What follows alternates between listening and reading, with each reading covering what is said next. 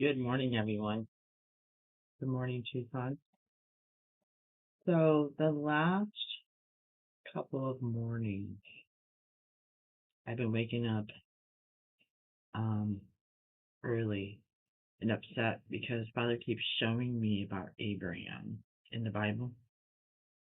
It shows me some key points, and because I made a video weeks ago about how Abraham sent Hagar out in the desert with just a water bottle and his bow and arrow, a little bit of food, into the desert, and um, and then And then Father's the one who heard him crying his son he sent out there in the desert with nothing, no donkey, no tent, no nothing. Yeah. Um and then Father he rescued them. He showed Hagar where the well was and got him the water he needed, and then everything happened from there. But so all these years, I've always kind of looked up, well, I have looked up to Abraham. And sometimes when I was tested, I would be shown Abraham. Like one time I went to the library and had all these books on my back, and I wanted to go in and get my new one. But as soon as I touched the doors, I couldn't enter because I saw the image of Abraham. So I just dropped my books off and I went home. And then I got to see a beautiful angel on my patio. And you think all my cameras would have a battery full? Not one. And at the time I had a flip phone, so I couldn't take a video. So there was always reward when I listened. But what was concerning to me was when Abraham was called by God, he went to his only family member, which was Lot, and asked him to go with him. You know, why would I lie to you? He called me. He wants us to move and blah, blah, blah. But that's not what happened. God called Abraham to take his family and move where he wanted him to move. And then Lot's wife was not happy with that. She was showing her independence for her family. And then he left. He came to Abraham Lot, and he said to him, "Was we need to move because there's not enough land or water um, for us all to be doing this, and it's causing fights and all kinds of stuff was happening." And Abraham said, "Just be patient, Lot. Father will provide, right?" But his wife was very pushy about, "No, we need to move. We need to go now." And they did, and then they ended up, a whole bunch of stuff happened. And then here comes Abraham, he's got God on his side, he rescues Lot, and he takes care of him. And then, but Lot says, we're still moving on. And Abraham was real heartbroken.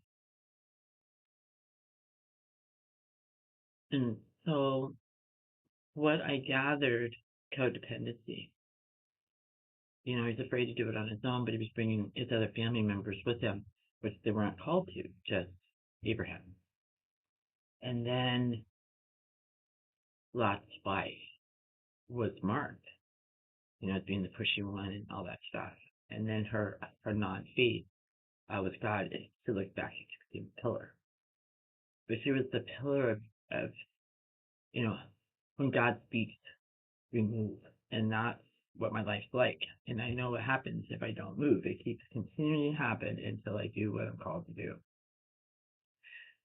But what's concerning to me is that Lot's wife was standing her ground. And it felt like they made her out to be this wicked person, because I even thought, God, she's really horrible, like, how could she be doing that? She was doing it for a reason. I'm thinking a lot of it was fear, not having enough, maybe greed a little bit, but she was still standing for what she believed that her family should do, right? And I found that fascinating. Later, like, and I was talking to Father this morning, and I said, they've made her out to be this horrible person, but the only thing she was doing was looking out for the best interest of her family. But they're showing me, so when when when Abraham was visited with the three angels, but one of them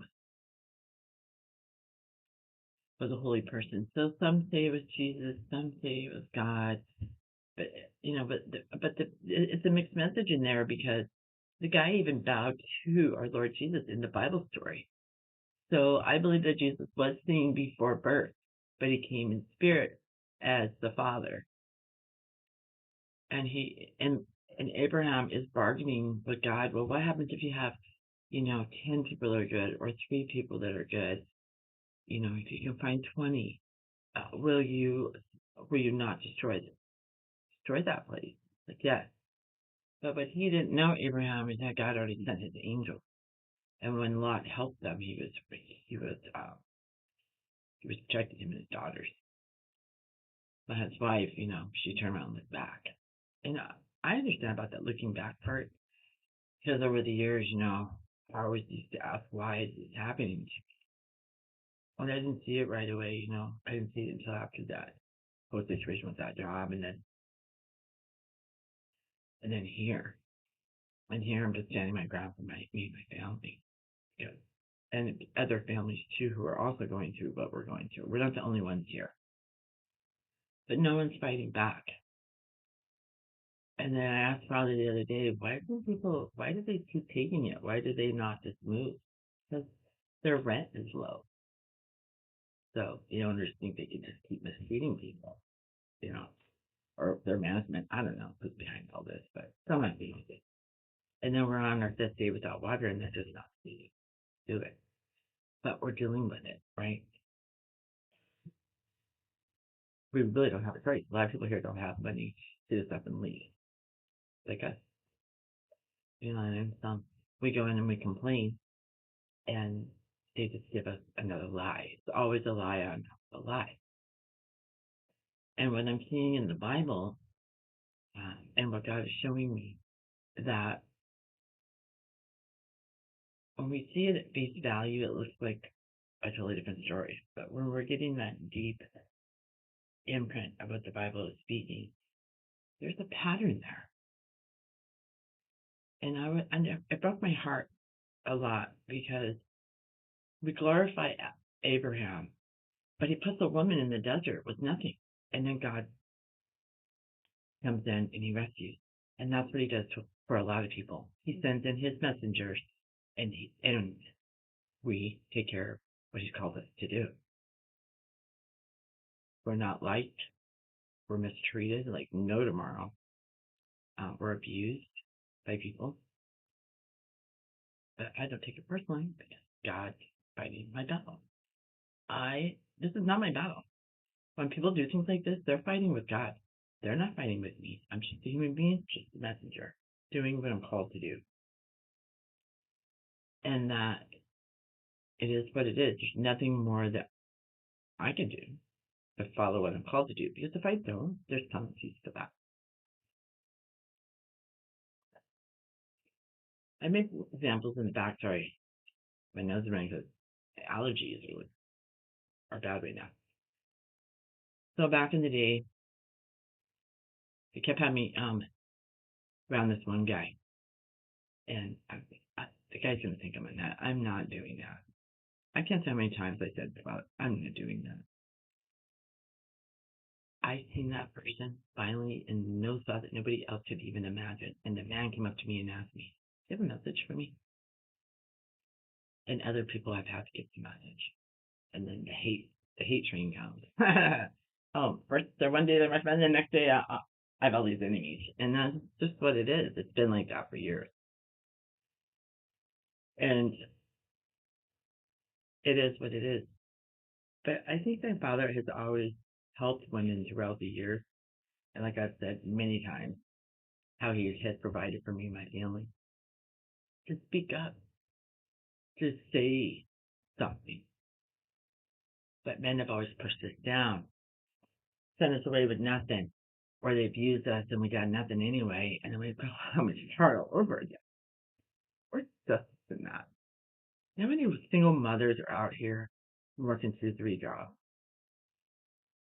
or can't work at all because they're disabled and they're relying on that?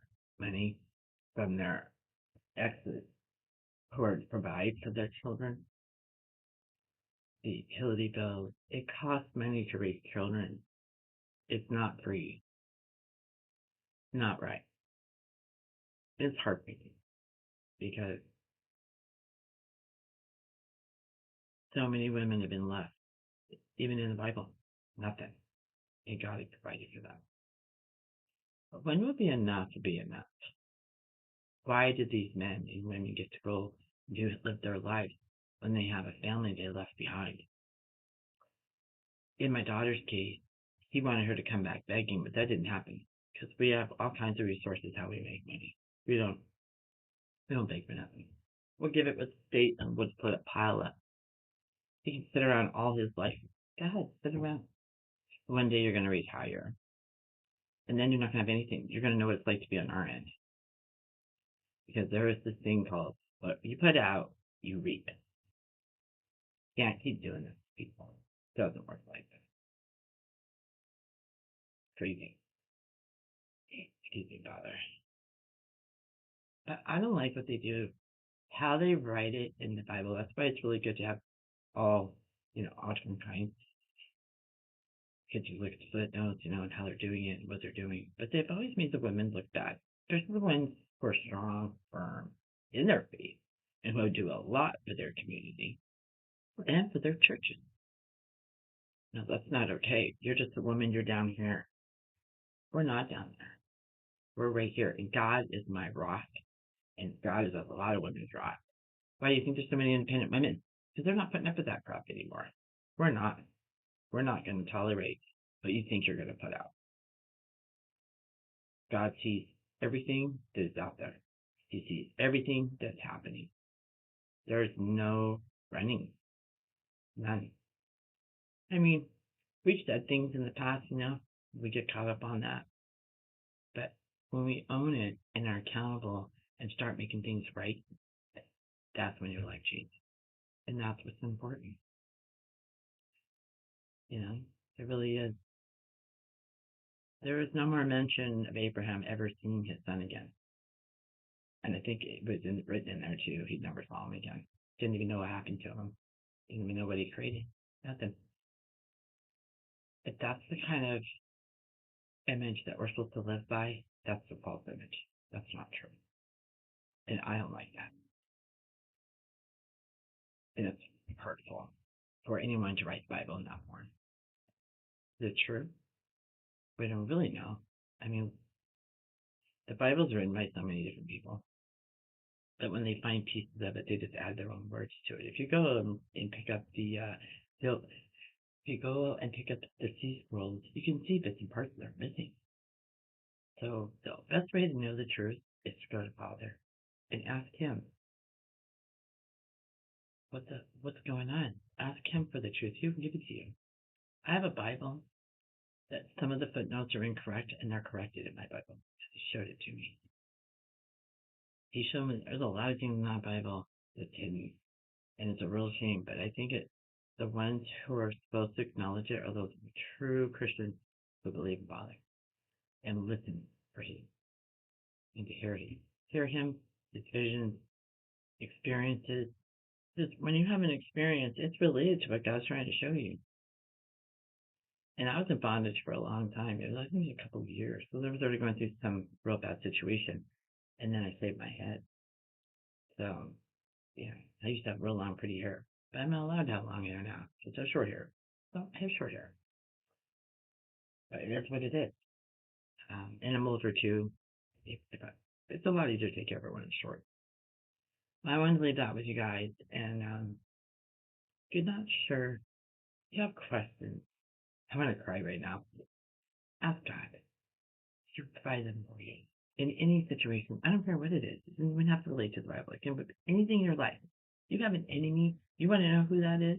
Ask Father who he is. He'll tell you. But I wanted to mention it because not everyone's your friend here. And I've learned that. I don't know how many times. But now I don't even look at them like that. You're an acquaintance, and maybe we're careful way to speak to you. And that's just how that is.